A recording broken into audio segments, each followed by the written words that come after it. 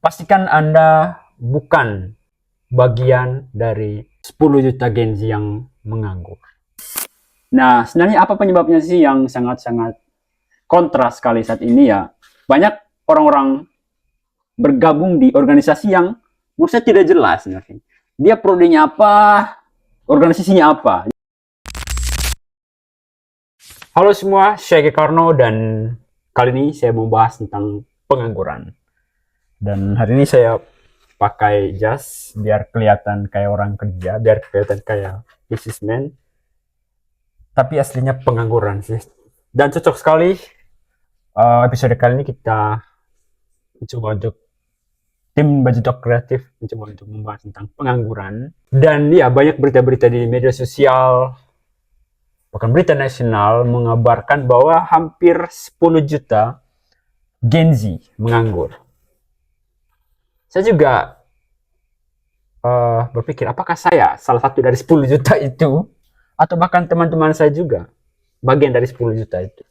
Tapi yang pasti kalau menurut saya bisa saja berita ini salah, yang artinya definisi dari menganggur ini sendiri seperti apa, dan definisi tidak menganggur menurut Indonesia itu seperti apa. Mungkin saja di luar sana banyak pekerja-pekerja influencer yang siangnya kelihatan tidak bekerja, tapi malamnya dia adalah seorang trader mungkin, atau mungkin seorang pekerja robotik, dia bekerja tapi perusahaan di luar negeri, atau mungkin seorang desain grafis yang kelihatan tidak bekerja, tapi penghasilannya bisa saja lebih dari orang-orang PNS pada umumnya.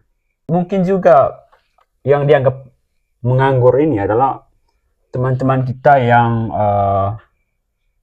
pekerjaan-pekerjaannya tidak terdaftar sebagai pekerjaan diakui di negara ini. Atau mungkin saja berita ini benar bahwa sekitar hampir 10 juta pengangguran Indonesia didominasi oleh Gen Z. Ataupun banyak semacam survei-survei yang menggambarkan bahwa Gen Z banyak mengalami mungkin kehilangan pekerjaan atau bahkan tidak ada pekerjaan sama sekali. Kali ini kita coba membedah sebenarnya. Saya juga mencari di internet kenapa saya menganggur atau kenapa 10 juta Gen Z menganggur. Dan sebenarnya teman-teman Bappenas juga mengungkapkan penyebab banyak Gen Z yang menganggur dikarenakan salah jurusan. Salah jurusan kuliah. Ya, Badan Perencanaan Pembangunan Nasional atau Bappenas menyebutkan ada sejumlah faktor yang membuat banyak anak muda atau Gen Z menganggur. Salah satu faktornya adalah salah memilih jurusan sekolah atau jurusan kuliah. Dan ini sangat lucu sebenarnya sih teman-teman. Jangan sampai saat ini di luar sana yang bahkan sudah semester 5, 6 baru menyadari bahwa dirinya salah jurusan. Itu sangat fatal sekali. Saya tidak tahu kenapa Bappenas menyatakan hal ini bahwa Gen Z itu menganggur karena memang salah jurusan. Mungkin definisi salah jurusan di sini juga atau dapat diartikan bahwa jurusan yang dia pilih itu tidak sesuai dengan skillnya dia, sehingga tidak ya 100% belajar, 100% menggali ilmu sesuai jurusan yang dia pilih. Atau bisa saja jurusan yang dia pilih sekarang itu tidak relevan lagi dengan kebutuhan tempat kerja. Bisa saja dia tinggal di tempat pariwisata, Labuan Bajo contohnya, atau di Bali, tapi dia malah memilih jurusan-jurusan yang secara besar di daerah pariwisata tidak ada atau tidak disediakan lapangan pekerjaannya. Sebenarnya apa sih akibatnya orang salah jurusan? Yang pasti ya, kalau salah jurusan pasti salah juga nanti kalau bekerjanya. Kalian tahu apa akibatnya menempatkan orang yang salah di jabatan yang salah? Yang pasti seperti contohnya sekarang, masalah-masalah sedang beredar itu di mana PDN lumpuh diserang oleh ransomware. Ya, data-data Badan Intelijen, Inavis, BSN, sekarang itu lagi di hacker dan bahkan diminta 180 miliar atau tidak salah, diminta tebus untuk bisa dikembalikan data-data yang di hacker ini. Dan itu sangat-sangat miris sekali. salah satu contoh menurut saya ya, menempatkan orang-orang yang tidak sesuai dengan skillnya di suatu tempat kerja atau jabatan tertentu. Sebenarnya masih banyak sekali masalah-masalah yang terjadi di luar sana tentang penempatan orang di salah satu jabatan atau title profesi, tapi tidak sesuai dengan apa yang dia uh, miliki, skill yang dia punya, bahkan jurusan. Nah, lalu kenapa orang-orang tersebut bisa mendapatkan posisi tersebut? Yang pasti karena orang dalam. Atau karena memang link. Sehingga maupun dia jurusan pertanian, tapi kalau ada link di jabatan-jabatan tertentu, bisa saja dia menjadi kepala di suatu bidang tertentu. Oke, mungkin yang kedua ini teman-teman, kenapa Gen Z banyak yang menganggur? Bisa saja kesenjangan keterampilan.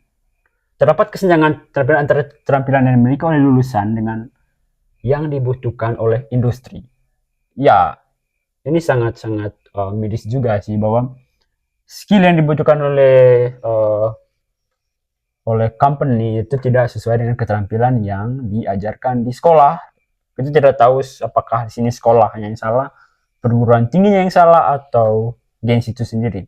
Dan sebenarnya ini juga bisa terjadi di mana banyak tempat-tempat kerja di Labuan Bajo ataupun di luar bahkan menggunakan tenaga kerja yang dari luar atau outsourcing, di mana mereka ya lebih mencari orang-orang dari luar yang punya kompetensi, atau bahkan mereka atau perusahaan-perusahaan tersebut juga meng-hire orang-orang yang sedang berada di luar Labuan Bajo, di Bali ataupun di luar negeri, lalu mereka bekerja sebagai robotik, di mana mereka tanpa harus datang ke tempat kerja, tapi mereka mampu untuk melakukan kerja marketing di perusahaan tersebut. Dan ini banyak sekali juga, kalau teman-teman bisa mengecek di internet berapa persen sih tenaga kerja asing yang sedang bekerja di Indonesia secara langsung maupun secara daring.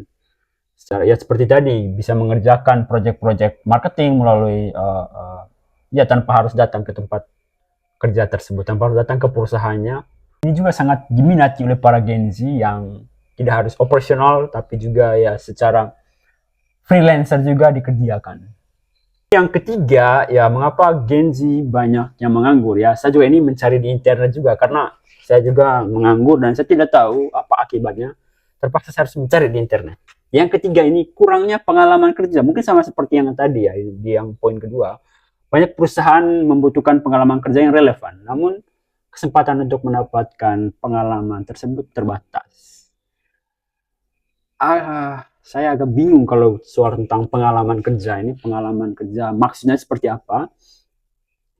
Mungkin inilah mengapa kita harus masuk ke kampus-kampus vokasi, yang dimana memang di sana itu sudah dibagi berapa persen dia harus bekerja di industri, berapa persen dia harus belajar di kampus. Ya ada berapa, sekitar 30%, 70% lah. 30% dia teori, 70% dia praktek. Nah, itu sangat dibutuhkan oleh perusahaan sekarang, sehingga tadi bisa menjawab bahwa perusahaan sangat membutuhkan orang-orang dengan keterampilan yang bagus. Nah, sebenarnya apa penyebabnya sih yang sangat-sangat kontras sekali saat ini ya? Banyak orang-orang bergabung di organisasi yang menurut saya tidak jelas sebenarnya.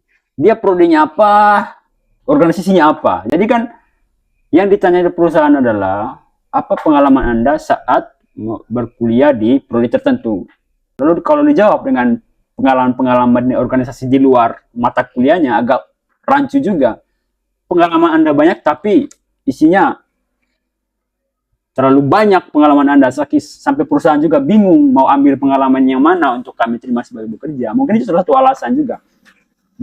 Bagus juga bergabung di semua organisasi, tapi yang penting organisasi itu relate dengan jurusan Anda.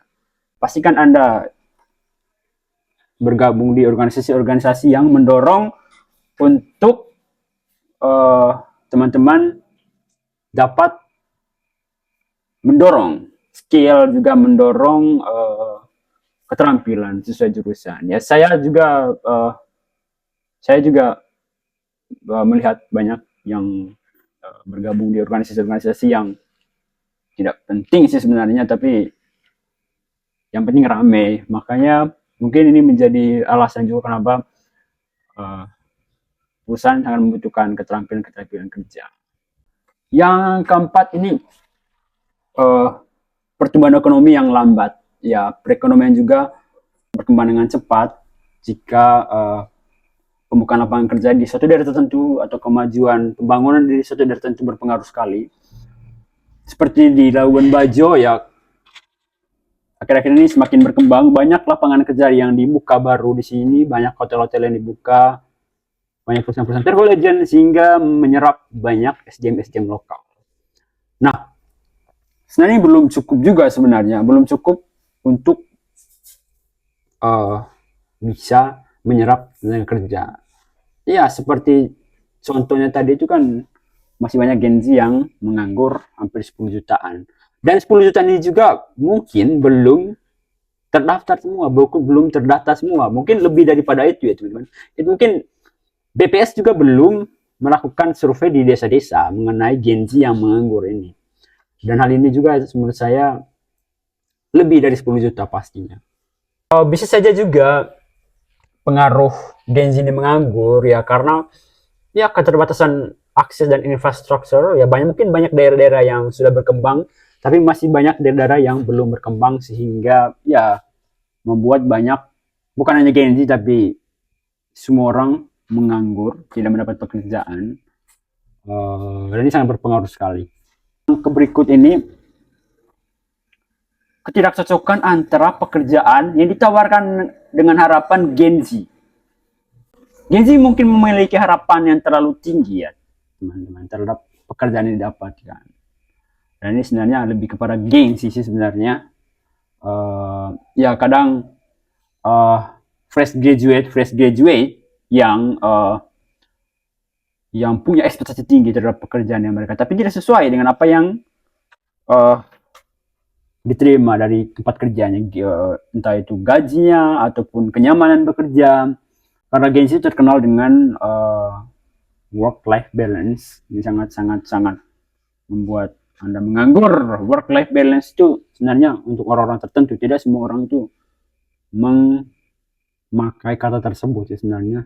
Paling terakhir sekali, sebenarnya ini paling pertama, sebenarnya paling terakhir sekali ini ya karena malas saja sih sebenarnya. Gen Z mau bekerja karena malas, ya mending menganggur. Kenapa malas? Ya karena tadi gaji tidak sesuai dengan yang diharapkan dari perusahaan-perusahaannya. Oke, jika itu tadi adalah beberapa alasan-alasan mengapa Gen Z sangat-sangat disayangkan. Apakah itu juga termasuk saya antara 10 juta itu? Tapi di sini saya coba untuk memberikan sedikit solusi untuk Gen Z di daerah saya, bukan di luar sana sih. Terlalu pede kalau kita memberikan ide orang-orang di luar sana. Saya coba untuk membagikan beberapa rekomendasi jurusan untuk Anda. Karena tadi poinnya adalah Bappenas menyebutkan Gen Z banyak yang menganggur karena salah jurusan. Oke, kesempatan ini saya akan coba membagi 9 jurusan yang menurut World Economic Forum ini sangat-sangat direkomendasikan. Pokoknya 9 jurusan ini sangat-sangat anti nganggur. Jurusan-jurusan ini akan relevan di 5 tahun bahkan 10 tahun mendatang. Mari kita lihat jurusan-jurusan apa saja yang sangat-sangat dibutuhkan saat ini, 5 tahun yang akan datang, bahkan 10 tahun yang akan datang. Kenapa saya bilang 5 tahun atau 10 tahun yang akan datang? Ya takutnya Anda masuk kuliah di 2024, tiba-tiba di 2030 lapangan kerja yang Anda inginkan sesuai dengan jurusan Anda itu bahkan hilang lapangan kerjanya karena Anda tidak melihat secara lebih luas tentang kebutuhan-kebutuhan industri di masa yang akan datang. Oke, yang pertama, teknologi sains data. Lulusan jurusan teknologi sains data diprediksi banyak dilirik perusahaan 5 atau 10 tahun ke depan. Selama itulah mahasiswa akan banyak belajar seputar big data atau data skala besar. Memang sejumlah universitas di Indonesia sudah banyak membuka jurusan ini. Mulai dari Universitas Airlangga, Institut Teknologi 10 November, IPB University, Universitas Kristen Maranatha, hingga Binus University. Ya, teman-teman tadi mendengar universitas-universitas yang sangat besar sekali. Menurut saya kenapa ini sangat dibutuhkan sekali, ya karena dunia sangat berkembang sekali dengan segala teknologinya, dengan segala hal-hal yang di upload, semua big data dari semua perusahaan di-upload ke iCloud yang tentunya perlu dijaga dengan baik. Makanya dibutuhkan jurusan tersebut yang saya sebutkan tadi, sangat penting sekali untuk 5-10 tahun ke depan. Kedua ini adalah manajemen dan bisnis. Manajemen dan bisnis menjadi jurusan yang memiliki peluang kerja tinggi juga. Pasalnya selama kuliah, mahasiswa akan banyak belajar tentang ilmu manajemen, analisis bisnis, dan kewirausahaan. Ya, sampai kapanpun tentang manajemen dan bisnis ini pasti sangat dibutuhkan. Sangat-sangat relevan sekali untuk sampai kapanpun tentang bisnis dan kewirausahaan ini sangat-sangat dibutuhkan di dunia industri dimanapun. Sangat berbangga sekali kepada teman-teman semua yang saat ini sedang kuliah di dunia bisnis dan kewirausahaan. Ya, beberapa perguruan tinggi terbaik yang membuka jurusan manajemen dan bisnis diantaranya ya Universitas Indonesia membuka ini, ITB Bandung, IPB University, Universitas Kristen juga, dan juga Binus University membuka manajemen dan bisnis. Oke, yang ketiga ini jurusan digital marketing. Yap, digital marketing sangat-sangat dibutuhkan saat ini, dan saya bangga saya juga mengambil kuliah di digital marketing walaupun sedikit. Ya, tidak bisa dipungkiri teman-teman bahwa mahasiswa jurusan digital marketing bakal laku di pasar. Mahasiswa akan mengembangkan kemampuan strategi bisnis di seputaran digital, optimalisasi media sosial. Ya, media sosial, bahkan media sosial pun ada sekolahnya teman-teman. Harus masuk di prodi digital marketing. Ini sangat berkembang sekali, bahkan kedepannya tidak akan mati. Yang namanya kebutuhan terhadap media sosial, kebutuhan orang-orang yang pintar di digital marketing. Ya, tersedia di seluruh universitas yang cukup besar di Indonesia. Berikut ini yang keempat ya, Data Science and Artificial Intelligence. Jurusan kuliah yang bakal banyak dicari lainnya adalah Data Science, sama seperti nomor 1. Tapi di sini ada Artificial Intelligence. Mahasiswa akan banyak belajar seputar produk inovasi, ya, seputaran AI. Saya kurang tahu apakah Indonesia sudah membuka jurusan ini tentang bagaimana kita belajar untuk bukan hanya menggunakan AI, tapi juga menciptakan AI baru. Dan semoga di Indonesia pelan-pelan membuka jurusan ini juga. Dan bagi teman-teman yang sebentar lagi akan memasuki perkuliahan, wise lah dalam memilih jurusan. Dan jurusan ini sangat-sangat menjanjikan sekali teman-teman untuk kedepannya. Oke, yang kelima di sini teknik informatika. Ini beda lagi. Teknik informatika juga sangat-sangat dibutuhkan di 5 tahun, 10 tahun ke depan. Hampir sama dengan data science dan artificial intelligence, mahasiswa teknik informatika akan mempelajari ilmu yang lebih luas terkait teknologi komputer. Jurusan ini cocok diambil bagi kalian yang tertarik dalam pelajari matematika. Jurusan teknik informasi tersedia di seluruh universitas terbesar yang ada di Indonesia. Oke, dan yang keenam di sini teman-teman, sistem informasi. Masih seputaran data digital, jurusan sistem informasi dapat menjadi rekomendasi bagi kalian yang ingin berkarir di bidang digital 5 tahun 10 tahun ke depan. Jurusan ini mempelajari tentang sistem kerja dan informasi. Ini beda lagi dengan tadi tentang data science, artificial intelligence juga. Dan yang ketujuh teman-teman, sini ada industrial robotic design. Sangat-sangat tidak familiar dengan jurusan ini. Saya juga baru baca dan saya sedang baca sekarang jurusan industrial robotic design. Oke, jurusan robotik juga bakal laku di pasar tenaga kerja beberapa tahun mendatang. Bahkan sudah mulai banyak diincar belakangan ini. Setelah lulusan masih dapat berkarir sebagai proses automatic spesialis. Beberapa perguruan tinggi juga sedang membuka jurusan ini. Dan saya yakin teman-teman yang punya kemauan atau punya keinginan untuk belajar tentang hal ini, coba untuk teman-teman bisa searching lebih banyak lagi di internet. Dan yang ke-8, karena ada 9, jadi yang ke-8 ini adalah cyber security. Ya, seiring dengan perkembangan digital, saya perlu bahas yang ini karena sekarang kita lagi bermasalah dengan cyber security kita di Indonesia. Orang yang memiliki kompetisi di bidang cyber security sangat dibutuhkan di sana. Security sangat dibutuhkan oleh perusahaan-perusahaan besar. Selama kuliah, mahasiswa akan belajar tentang sistem proteksi yang digunakan di dunia maya. Jurusan cyber yang memang tersedia juga di berbagai universitas besar di Indonesia. Dan yang terakhir, kalau yang tadi kita bahas tentang bisnis, tentang teknologi, yang terakhir ini tentang teknologi bisnis digital. Jurusan ya kuliah yang punya peluang kerja cukup besar juga, teman-teman. Juga sangat dibutuhkan oleh perusahaan-perusahaan besar. Di sini teman-teman bisa belajar bisnis dan juga belajar digital, bagaimana berkaitan dengan marketplace, big data, hingga kecerdasan buatan. Jadi saya cukup pembahasannya dengan cepat sekali. Teman-teman bisa men-searching di internet tentang mata kuliah atau jurusan-jurusan yang sangat-sangat dibutuhkan di 5-10 tahun ke depan. Dan teman-teman bertanya apakah beberapa jurusan tadi lapangan kerjanya akan tersedia di Labuan Bajo? Bisa saja iya, dan pelan-pelan akan muncul berbagai lapangan-lapangan kerja sesuai dengan 9 jurusan yang tadi saya sudah bacakan. Dan kalau menurut saya pribadi, kenapa banyaknya Gen Z yang menganggur?